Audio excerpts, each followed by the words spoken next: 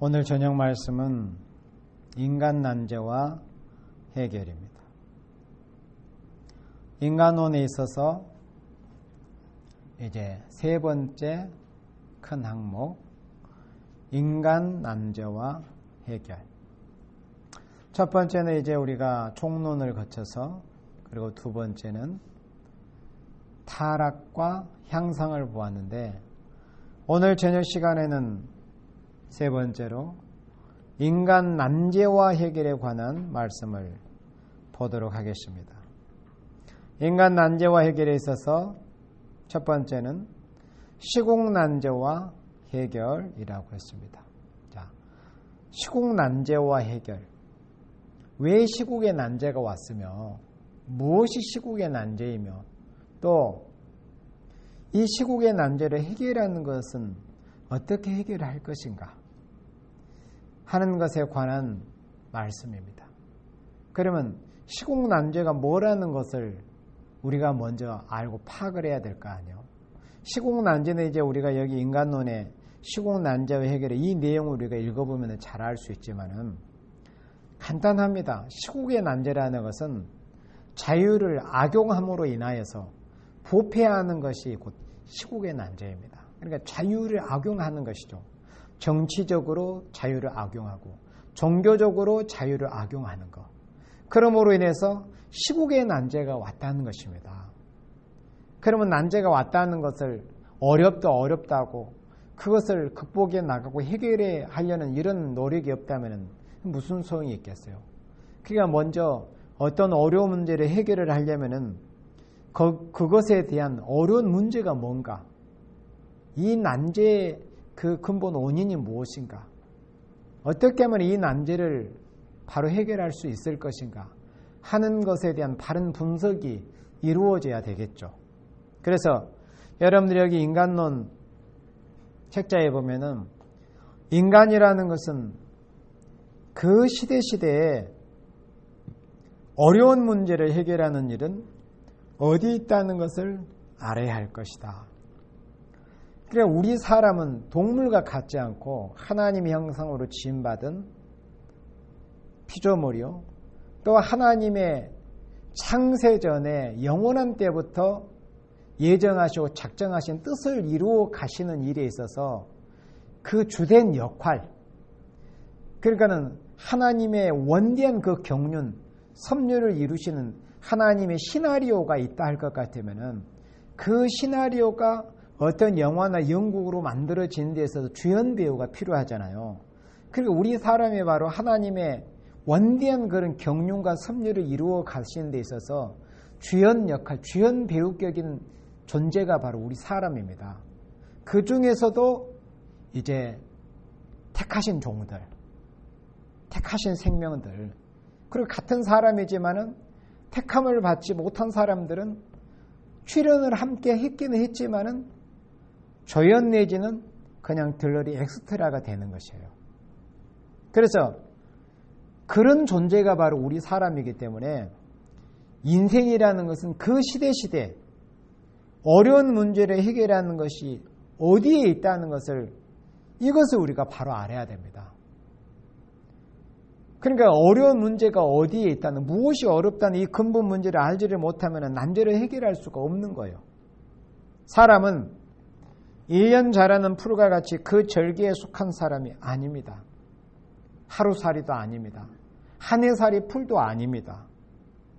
그리고 몇십 년 살단 말 짐승들도 아니고, 또 몇백 년 혹은 몇천 년 사는 그런 나무하고 또 같지 않습니다.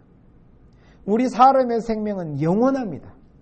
생명성은, 생명이라는 그 자체가 어떤 생명이든지 하나님께로부터 온 생명, 사람에게 부여된 생명은 영원성을 지니고 있습니다. 택하신 생명이든 택함을 받지 않는 생명이든 그 생명 자체에는 영원성이 있습니다. 다만 그 생명을 예수 믿고 구원받아서 하나님의 나라에서 주님과 더불어 함께 영광을 누리면서 사는 생명으로 영원한 생명을 살 것인가? 영광스럽게 영생을 누릴 것인가?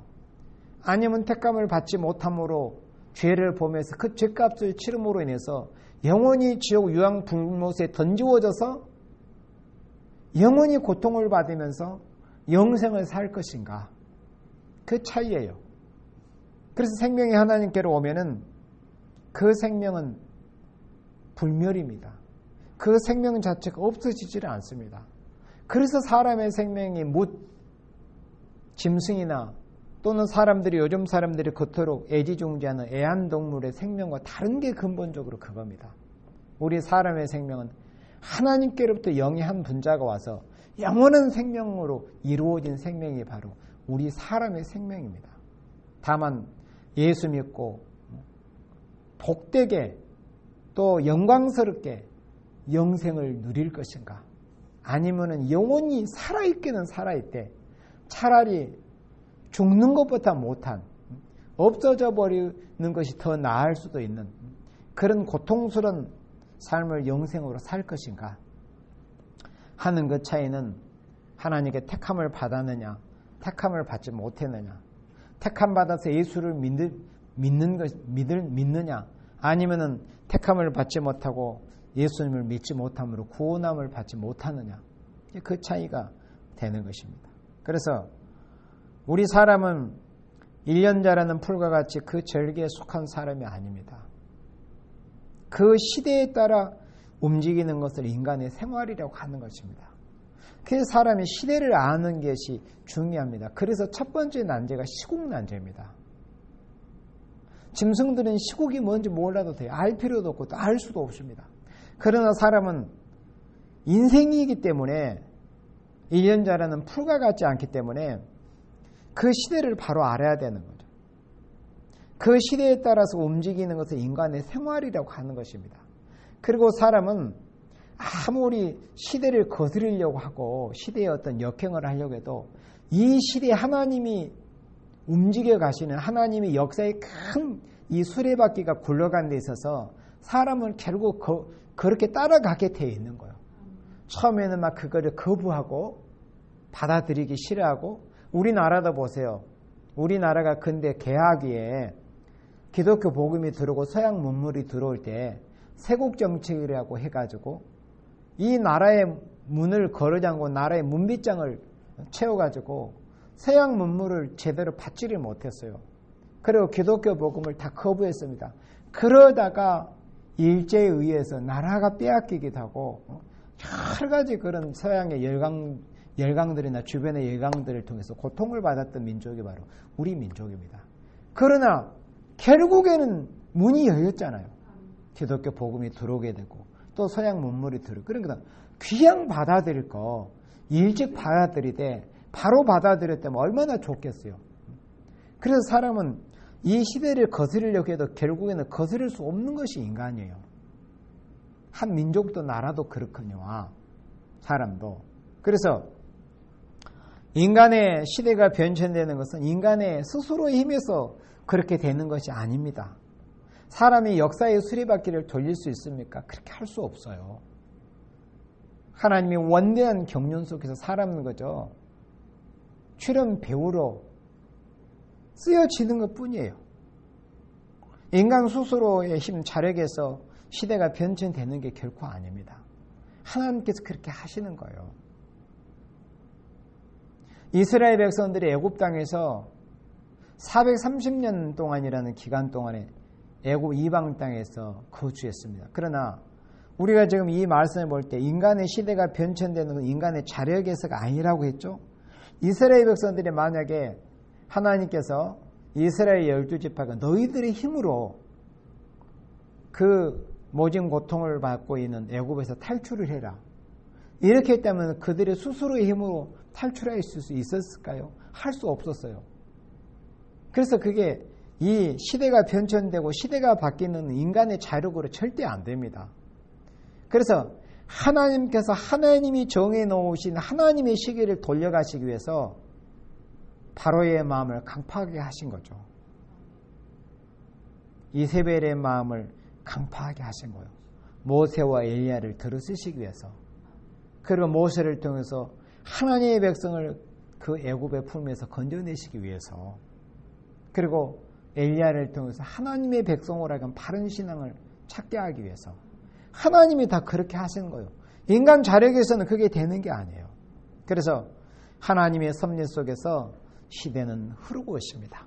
자, 우리 사도행전 1장 6절로 7절 말씀을 우리 찾아보도록 하겠습니다. 사도행전 1장 6절로 7절 말씀에 제자들이 예수님의 승천을 앞두고서 저희가 모였을 때 우리 주님께 여쭈었습니다. 예수께 묻자와 가로되 주께서 이스라엘 나라를 회복하심이 이때이니까. 이렇게 예수님께 제자들이 여쭈었습니다. 물론 그때 당시는 영적으로 철이 들기 전이었습니다. 영적으로 철이 들기 전이었어요. 성령 받기 전이었습니다. 그래서 예수님이 죽으셨다가 제자들마저도 믿지도 않고 꿈에도 생각하지도 못한 그런 상황이 예수님의 부활을 통해서 분명히 보여졌어요. 그게 이제 사실이고 역사가 됐어요. 그렇다면은 제자들은 내심 기대하는 소망이 더 커졌을 겁니다. 야, 예수님 진짜 이렇게 살아나셨으니까 예수님이 우리 주님이 마음만 잡수시기만 한다면은 당장에 하루에라도 아니면 죄의 능력으로 한 시간이라도 세상을 뒤집어 엎어서 주님은 만왕의 왕이 되시는 것이고 우리는 그래도 오늘날까지 부족했지만 3년 동안 그래도 주님을 모시고 따라왔기 때문에 나름대로들 한 자리씩 할 수 있지 않겠는가 이런 생각을 했었습니다. 그런 속셈을 가지고서 예수님께 여쭌 거예요. 이스라엘 나라를 회복하심이 이때입니까?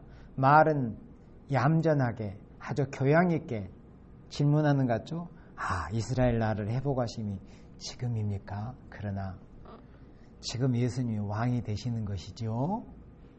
네. 그때 예수님께서 가라사대 때와 기한은 아버지께서 자기의 권한에 두셨다. 때와 권한이 뭡니까? 시대 아닙니까? 시간과 때는 절대적으로 하나님의 소중에 있다는 것을 우리 인생들이 그것만큼은 정말 바로 알아야 됩니다. 사람이 아무리 힘들고 그런다 할지라도 역사의 수레바퀴를 좀 더 빨리 돌릴 수도 없고 하나님의 시기를 빨리 돌아가게 할 수도 없고 하나님의 정의 역사를 축소해서 줄일 수가 없는 거예요. 그리고 자기가 좋은 환경에서 베드로가 요한과 야고보가 더불어서 변화산에서 예수님과 요셉과 엘리야를 비었을 때 이곳이 좋습니다. 주님. 이곳에서 계속 있고 싶어요. 그렇게 한다고 할지라도 그 좋은 환경을 사람의 의무대로 연장을 스스로 할 수 있는 게 아닙니다. 시간과 되는 시대는 절대적으로 하나님의 이 주권 아래 물론 모든 것이 다 그렇게 납니다. 생명으로부터 그리고 시간 사람의 스스로의 힘으로 되는 게 아닙니다. 그래서 우리는 하나님을 바로 알면 알수록 하나님 앞에 겸손해져 갈 수밖에 없는 겁니다. 철이 들고 지식을 알게 되고 하나님의 그 거룩한 거룩성에 대해서 좀 더 알면 알수록 우리 인생의 하나님과 대조해서 정말 우리 인간은 나라는 존재는 정말 아무것도 아니구나. 나는 아무것도 할 수도 없고 아무것도 아니고 제대로 아는 것도 없고 정말 하나님 앞에 나라는 존재는 티끌 먼지 한 톨의 존재조차도 안 될 정도의 이런 존재이지 않는가. 우주의 한 먼지 정도로 생각이 되어지는 것이죠. 이 사람은 아무것도 아니다. 그래서 그러므로 하나님께서는 미리 선지를 통하여 앞으로 어떤 시대가 온다는 것을 말씀한 대로 되어지는 것이니 그리스도가 유대 땅 베들레헴에 탄생할 때부터가 하나님의 예언한 말씀이 글자 그대로 이루어진 시대로 들어온 것입니다. 그 말씀이 성취될 때 그 말씀이 누구의 입을 통해서 나왔었어요? 동방 박사들이 헤로당을 찾아갔어요. 유대 왕이 어디서 나겠습니까? 그러니까는 헤롯이 제사장들과 서기관들을 불러가지고 물었어요. 어디냐? 모세처럼 그렇게 읊어대기는 했지만은 정작 그들은 예수님을 찾아가서 경배하지 않았어요. 선지자들이 예언한 말씀이 유대 땅 베들레헴에 탄생할 때부터가 하나님의 예언한 말씀이 글자대로 이루어진 시대로 들어온 것입니다. 그래서 베드로전서 1장 20절의 이 말씀처럼 그는 창세전부터 미리 알리신 바 된 자나 이 말세, 그러니까 예수님이 2000년 전에 이 땅에 말씀이 육신이 되어 오신 그때 어린 아기 예수님으로 베들레헴 마구간에 오신 그때부터 말세가 시작이 된 거예요. 이미. 왜요? 요한복음 1장의 말씀처럼 누구니 예수님 저를 영접하면 영생을 얻는 것이고 누구니 저를 영접하지 않고 예수님을 믿지 않으면 심판을 받는 거예요. 그러니까 이미 2000년 전 예수님이 오신 그때부터 심판기로 들어간 거, 말세로 들어온 거예요. 그 기간이 2000년이라는 장구한 시간이 흘러온 것뿐입니다. 그리고 이제는 말세에 있어서 가장 끝부분에 해당되는 말세예요. 말세라는 이런 이 기간이 있다고 해요. 말세라는 이런 기간, 뭐든지 하여튼 기간이 있을 거 아니에요. 어떤 3초라는 시간도 그 3초라는 기간이 있잖아요. 그러니까 말세라는 시간이 2000년이라는 이런 기간이 있다고 할 것 같으면은 예수님이 이 땅에 베들레헴에 태어나신 그때는 말세라는 기간에서 출발 지점이 해당이 되는 것이죠. 그리고 지금은 이제 말세라는 기간에 있어서 마지막 부분에 해당이 되는 거예요. 말세, 지말에 해당이 되는 거예요. 말세 끝부분에 해당되는 말세. 그래서 금일에 온 세계 인류가 다 평등을 찾고 민주적인 자유를 부르짖는 것은 왜 사람들이 그럴까? 그러나 사람들은 그걸 잘 모릅니다. 인권? 또 사람은 평등? 그런데 모든 근거는 하나님의 말씀에서 찾아야 돼요. 그게 정상적이고 정답이요. 아니 사람이 뭘 알겠어요. 하나님이 그렇게 예정을 해놓으신 거예요. 사람들이 뭐 평등 세상, 민주적인 세상 찾잖아요. 근데 하나님이 사람들에게 그런 세상, 그런 세계를 선물로 주시고자 이미 정해 놓은 것이기 때문에 사람들 속에 그러한 것들이 안에 들어가 있어서 그런 것을 찾고 부르짖었던 것 뿐이지 하나님이 인생에게 그런 것들을 주시려고 정해 놓으신 것이 아니라면 사람은 그걸 찾을 수가 없는 거예요. 그래서 금일에 온 세계 인류가 다 평등을 찾고 민주적인 자유를 부르짖는 것은 근본이 세계 인류는 동등한 하나님의 자녀가 되는 예언이 이루어지는 시대이기 때문이라고 그랬습니다. 여기에 대해서 스가랴 9장 10절 말씀이 참고성구로 들어와 있죠.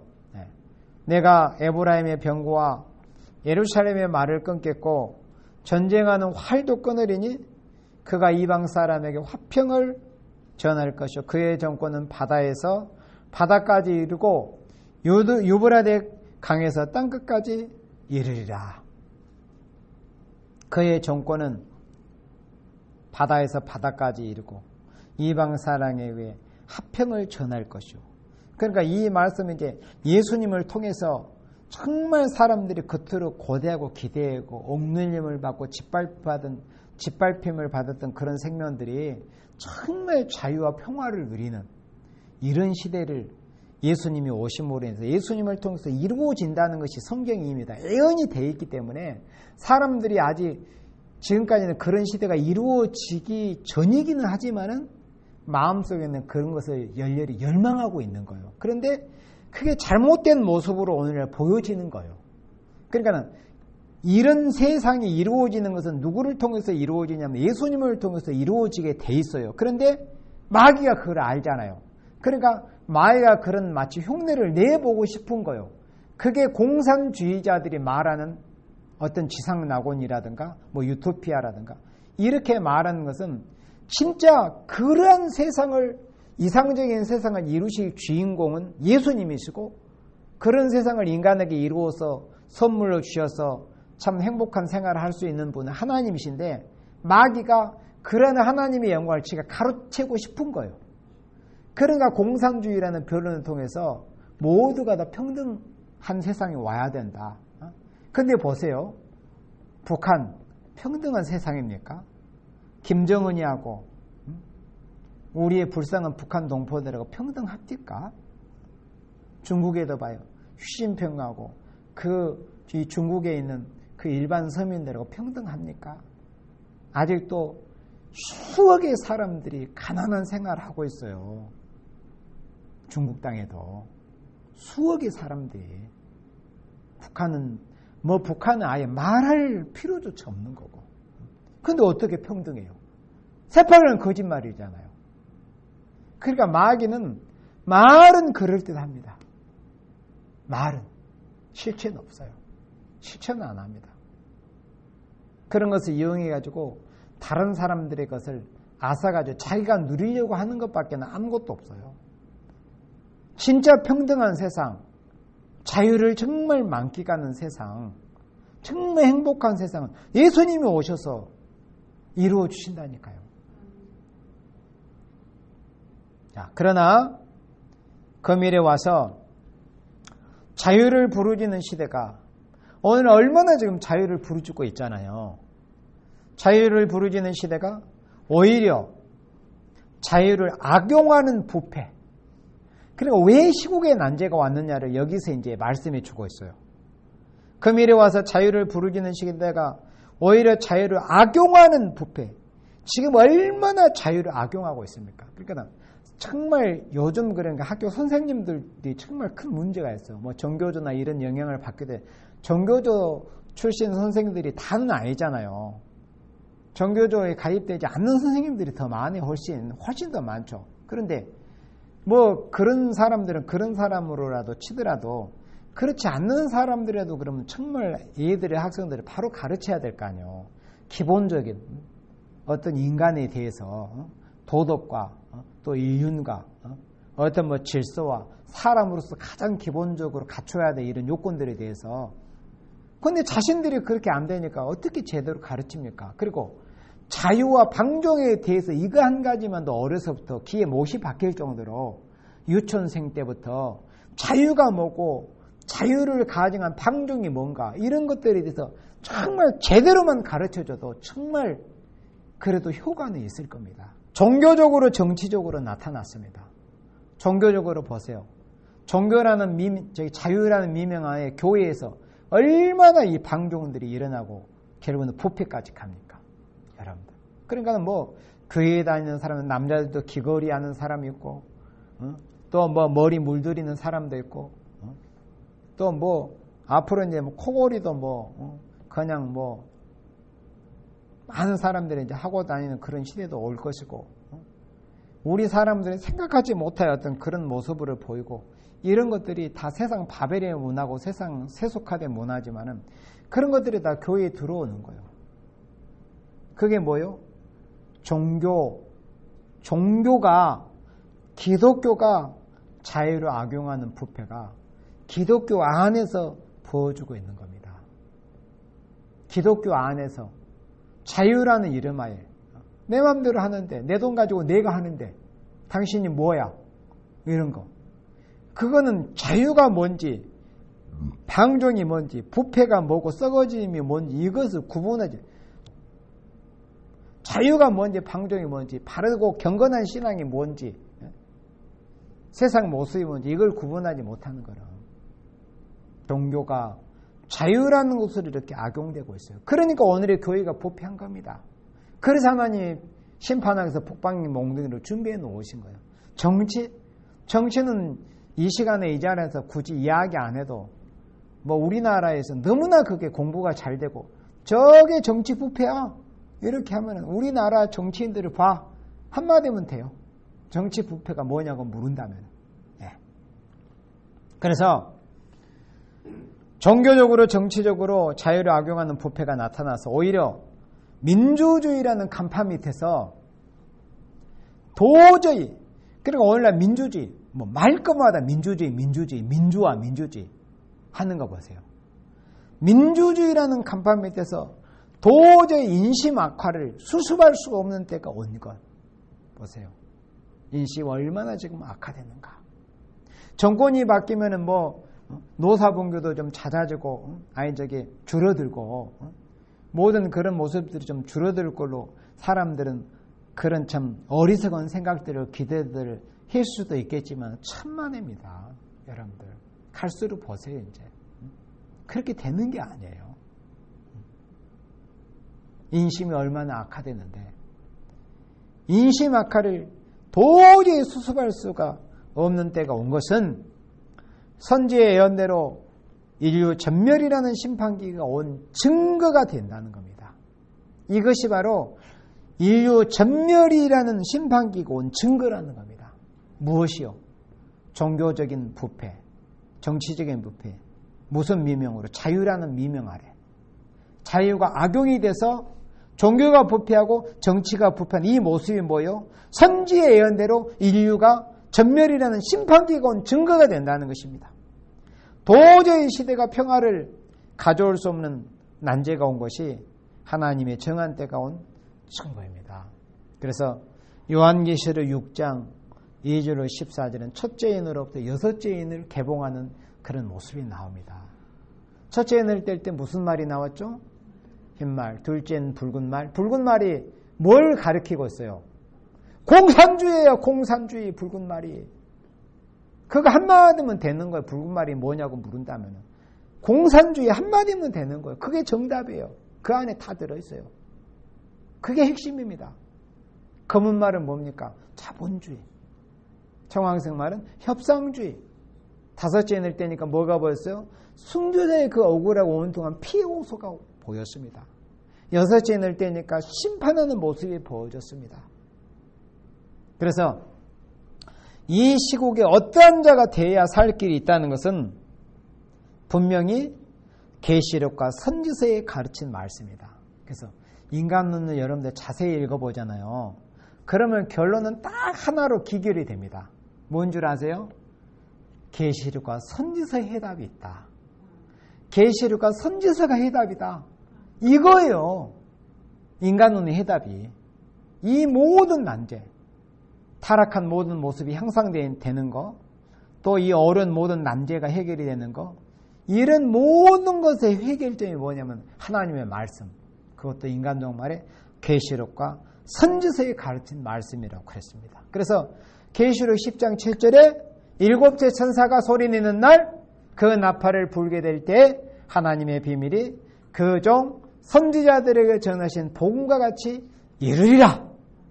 그 말씀 안에 다 이제 들어있는 것이죠. 그러므로 우리는 시국의 난제를 해결하는 것은 하나님의 말씀 하나를 여기에 이제 마지막 정리를 해주는 거요. 이제 난제 해결의 그 방법이 뭐라는 것을, 시국의 난제를 해결하는 것은 뭐냐? 난제 해결의 방법은 하나님의 말씀 하나를 바로 아는 것. 바로 알고, 알면 또 뭐 하겠어요? 그 말씀에 순종하는 생활. 그러니까 이렇게 어려운 시국의 난제가 왔어요. 사람의 힘으로 해결할 수. 그러나 의외로 해결책은 간단해요. 하나님 말씀을 바로 알고 순종하면은 이 난제를 해결하게 된다는 거예요. 근데 그게 사실은 어려워요. 바로 알기도 어려워요. 또 안다고 해서 또 순종하는 생활도 쉽지는 않아요. 그러나 작심하고 하나님을 신뢰하는 마음으로 하나님이 다 해주실 것이라는 것을 굳게 믿는 믿음에서 우리는 순종해야 되겠다. 두렵고 겸손한 마음으로.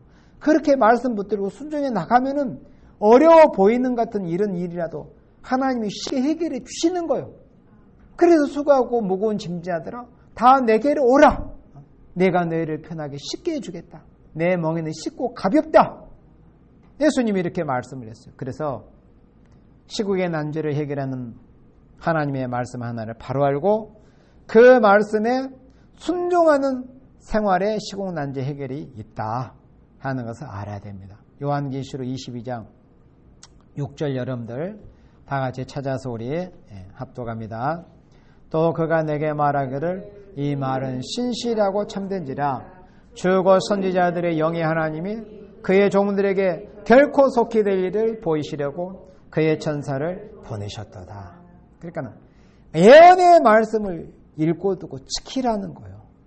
결코 속히 될 일을 보이시려고 그의 천사를 보내시다. 그리고 여러분들 7절 말씀 다 같이 합독합니다. 시작. 예언의 말씀을 지키는 자는 복이 있다. 아멘. 예수님이 속히 오실 테니 이 책의 예언의 말씀을 지키는 자가 복이 있을 것이다. 그래서 결국은 이 모든 난제의 해결 방법이 뭐냐면은 예언의 말씀을 읽고 듣고 지키는 것이라는 거예요. 계시록과 선지서의 말씀을. 이런 걸 생각할 때 우리가 얼마나 하나님의 큰 은혜를 입은 생명들입니까? 이 모든 시국의 난제를 비롯한 앞으로 이제 우리가 보게 된 시국 난제로부터 해서 마귀 난제에 이르기까지 6가지 난제가 이렇게 펼쳐지는데 이 모든 난제의 해결 방법은 한 가지로 귀결이 된다. 예언의 말씀을 바로 알고 읽고 듣고 지켜나가는 것이 이 모든 난제를 해결하는 방법이다 하는 것입니다. 아멘. 감사합니다.